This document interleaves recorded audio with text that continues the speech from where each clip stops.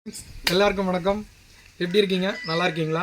நம்ம அடுத்து பார்க்க போகிறது வந்து ராம்ஃபால், அதாவது மும்பை சைடு சொல்லுவாங்க.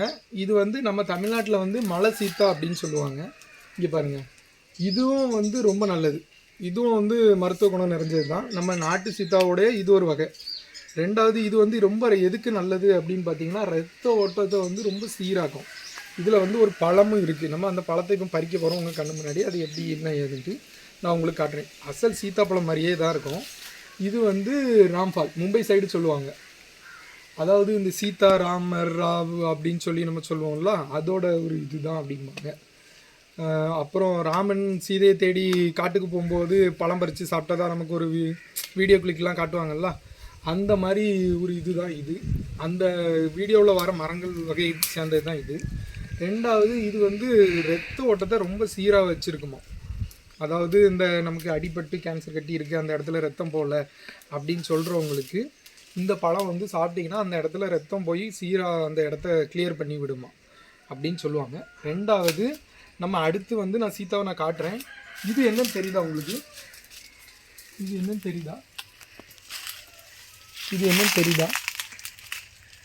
இது என்னன்னு தெரியுதா? என்னையோட எடுக்கணும், அப்போ தான் அது.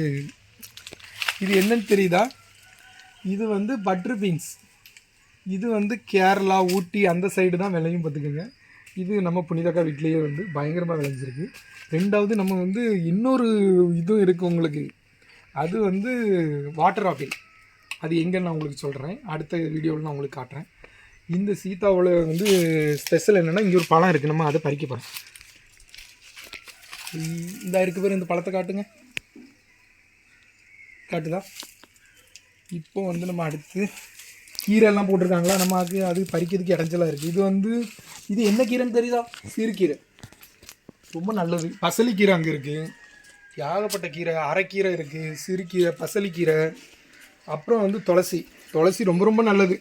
சளி பிடிச்சிருந்துன்னு வைங்களாம், இதை வந்து ஒரு இலையை சுடு தண்ணியில் போட்டு குடிச்சிங்கன்னா அந்த சளியெல்லாம் வந்து சரியாயிடும்.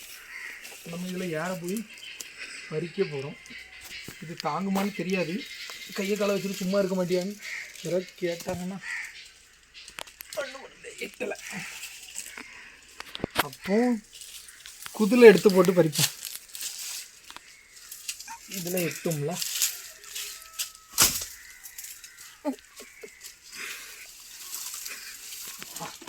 அது ஒரு பக்கம் சரிஞ்சுக்கிட்டு தான் போகுது.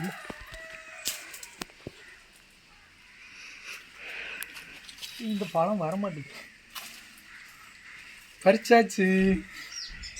இந்த பழத்தை நான் உங்களுக்கு பிச்சு காட்ட போகிறேன் பாருங்க. இது வந்து ரொம்ப ரத்தோட்ட சீராக்கும். இந்த பழத்தோட மகிமை, நம்ம இது மரத்துலேயே ஃப்ரெஷ்ஷாக பறித்து சாப்பிட போகிறோம். இதை எடுத்த இடத்துல போட்டுருவோம், இல்லைன்னா நம்ம புனி தக்க எடுத்துகிட்டு வர முடியாது.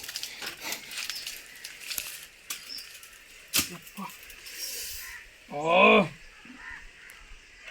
லைட்டாக காலில் பட்டுருச்சு. இந்த பழத்தை சீத்தாப்பழம் எப்படி இருக்குன்னு காட்டுறேன். சீத்தாப்பழம் எங்களுக்கு தெரியும் அப்படின்னு சொல்லிடாதீங்க, இது மலை சீத்தா இல்லை.